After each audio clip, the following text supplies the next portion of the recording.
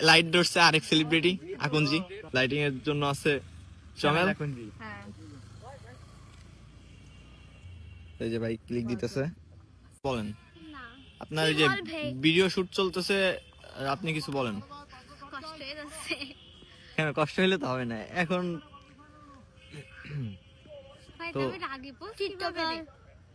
রাগি post দিতে হবে ন্যাকামি কইরা? না আমি পারতেছি না, না হবে হবে। একটু ফর্সা দেখেন। হ্যাঁ ঠিক আছে সেলিব্রিটিদের অল টাইম ফর্সা লাগে আসলেই, না সিরিয়াসলি। না কালো আচ্ছা যাই হোক, তোমার মানে কেমন ফিল হইতেছে? ঠান্ডা লাগতেছে। ঠান্ডা ওটা ডাজেন্ট ম্যাটার, ওটা পরে ঠিক হয়ে যাবে। এখন কি কেমন ফিল হইতেছে ভিডিওর মধ্যে এটা বলো।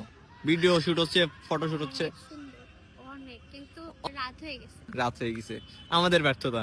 হ্যাঁ যাই হোক, অনেকদিন পরে তিশা চৌধুরী কিন্তু যে ভিডিও শুট বলেন, প্রমোশন ভিডিও বলেন, সবকিছুতেই কামব্যাক করতেছে।